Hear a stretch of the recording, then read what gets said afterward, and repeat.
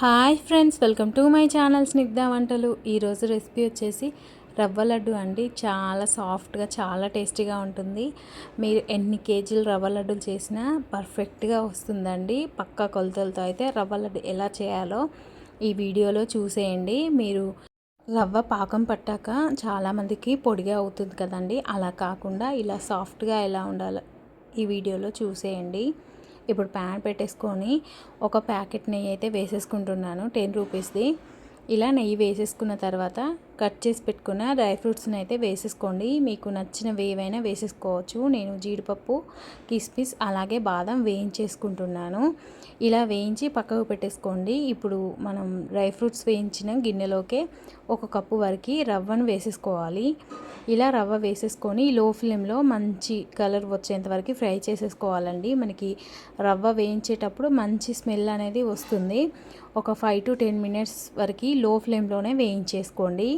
ఇలా వేయించుకున్న తర్వాత ఒక కప్కి కొంచెం తక్కువగా కొబ్బరి తురుము వేసేసుకొని ఒక 2 మినిట్స్ జస్ట్ ఇలా ఫ్రై చేసేసి దించేసుకోండి, సరిపోతుంది. మనకి కొబ్బరి అనేది ఎక్కువసేపు వేగనవసరం లేదు, మీరు వేయించుకున్నా పర్లేదు. ఇప్పుడు రవ్వ వేయించుకున్నాం కదా, ఇప్పుడు ఏ కప్తో అయితే మనం రవ్వను తీసుకున్నామో అదే కప్తో 1 కప్పు వరకు పంచదారను తీసేసుకోండి.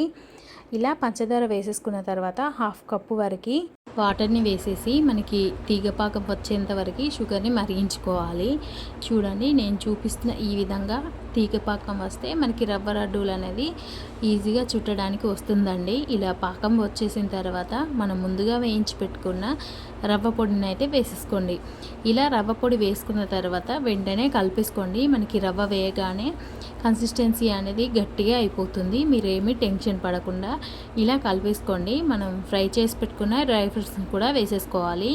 ఇలా డ్రై ఫ్రూట్స్ వేసేసుకున్న తర్వాత మొత్తం ఒకసారి కలిపేసుకోండి.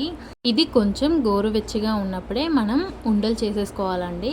మీరు కొంచెం చేతికి ఆయిల్ అప్లై చేసేసుకొని వాటర్ చల్లుకుంటూ ఇలా మనం లడ్డూలను అయితే ఒత్తేసుకోండి. మనకి ఈజీగా వచ్చేస్తుంది.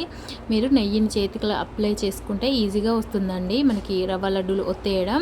మనకి రవ్వ లడ్డూలు అయితే రెడీ అయిపోయాయి. నేనైతే రవ్వ లడ్డూలు ఒత్తేయలేదండి, నాకు కొంచెం కష్టంగా అనిపించింది, అందుకనేసి అమ్మాయి చుట్టిందండి. ఈ రవ్వ లడ్డూలు చాలా టేస్టీగా ఉన్నాయి, చాలా బాగా వచ్చాయి. ఇలా చేస్తే మనం ఎన్ని కేజీల లడ్డూలైనా ఈజీగా చేసేయచ్చు.